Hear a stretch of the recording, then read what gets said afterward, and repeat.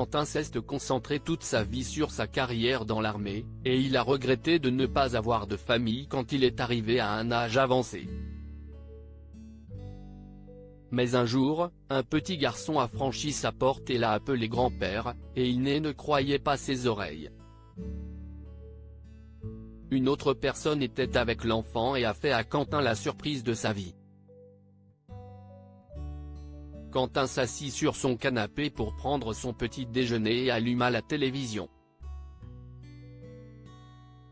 Il avait aimé faire cela le dimanche matin pendant la plus grande partie de sa vie, mais à 96 ans, il regrettait vraiment sa solitude. C'était un militaire et un ancien combattant.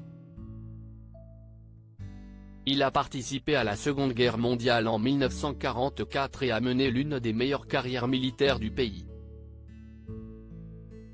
Il a gagné des médailles, a gravi les échelons et était admiré de tous. Mais il était souvent en déplacement, ce qui ne lui laissait pas le temps d'avoir des relations. Il était beau et les filles l'aimaient en uniforme, mais aucune de ces relations n'a duré plus de quelques mois. C'est ce qu'il regrettait le plus depuis qu'il avait pris sa retraite à Austin, au Texas. Il aurait aimé vivre les étapes typiques que la plupart des gens vivent avec leurs enfants et leurs petits-enfants. Mais ce n'était pas le cas.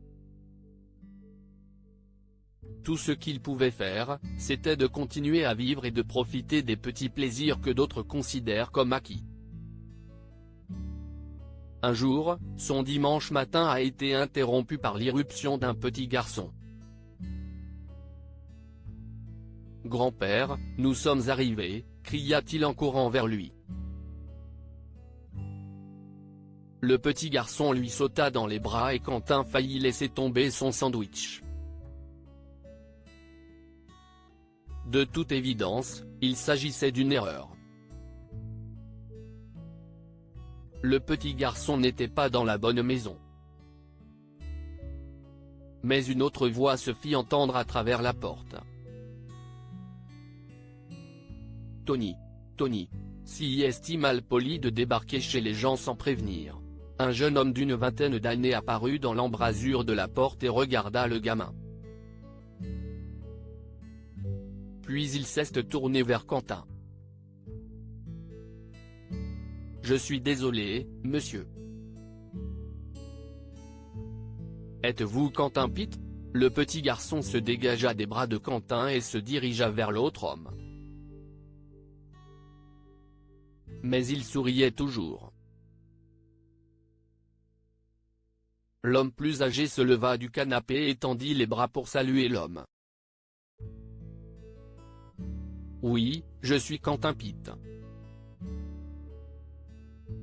C'est une rencontre étrange, mais les petits garçons sont toujours comme ça, n'est-ce pas?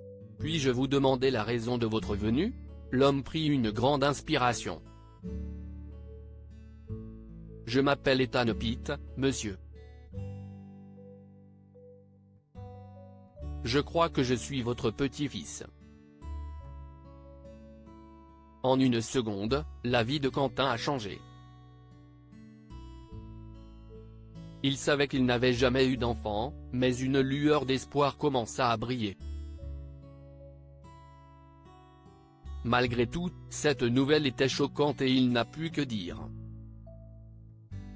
« Quoi ? S'il vous plaît, laissez-moi vous expliquer, » a poursuivi Ethan, et Quentin lui a fait signe de s'asseoir. Ethan donna au petit garçon son téléphone pour l'occuper et commença à parler. «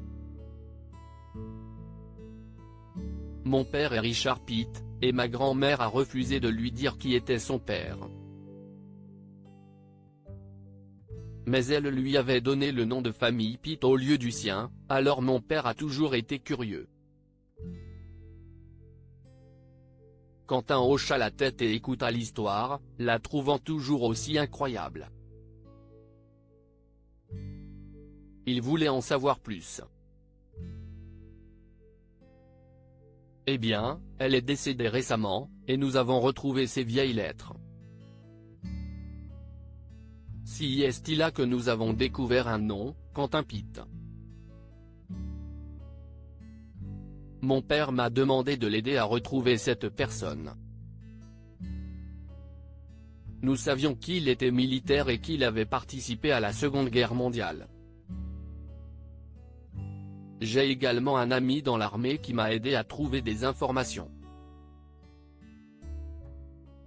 Mais tout ce qu'il a pu obtenir, si est une adresse, alors si est pour ça que je suis ici, a expliqué Ethan en se frottant les mains comme s'il était nerveux. Qui était ta grand-mère ? Demanda Quentin en fronçant les sourcils. Aucune de ses anciennes petites amies n'était tombée enceinte. Enfin, pas à sa connaissance. Stephanie Whitehead, a dit Ethan, et les souvenirs envahirent immédiatement les pensées de Quentin. Il avait rencontré Stephanie lors de son séjour à Washington D. C, et elle était la fille américaine rêvée. Elle a été sa plus longue relation, mais il a dû déménager au bout de quelques mois. Ils ont rompu parce que les relations à distance ne lui convenaient pas. Mais elle n'a jamais dit qu'elle était tombée enceinte. Je me demande pourquoi elle n'a pas essayé de me retrouver, murmura-t-il, ses pensées revenant au présent. Je ne sais pas, monsieur.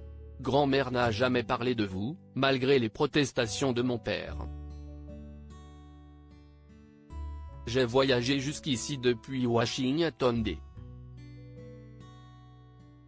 C. Et je suis prêt à faire un test ADN pour tout vérifier, proposa Ethan, regardant avec espoir l'homme plus âgé. Quentin posa ses mains sur ses genoux et se leva du canapé. Ce n'est pas nécessaire. Je crois tout à fait à votre histoire.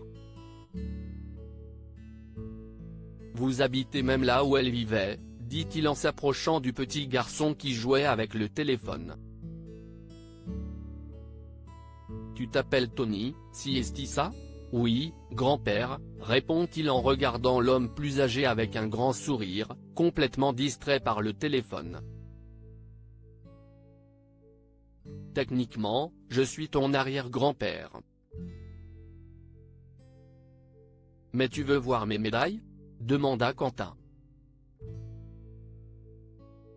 Il n'avait jamais vraiment côtoyé d'enfant, mais c'était comme s'il savait naturellement comment parler à l'enfant. Le petit garçon a dit aïe. Et a suivi Quentin qui s'est retourné vers Ethan. Tu peux venir aussi, a dit l'homme plus âgé à son petit-fils, et Ethan sourit en le suivant. Que pouvons-nous apprendre de cette histoire ? Vivez votre vie de manière à ne pas avoir de regrets.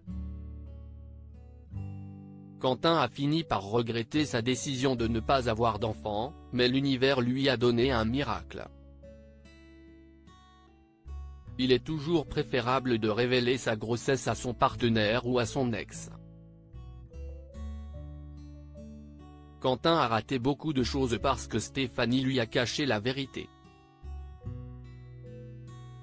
Partagez cette histoire avec vos amis. Elle pourrait égayer leur journée et les inspirer.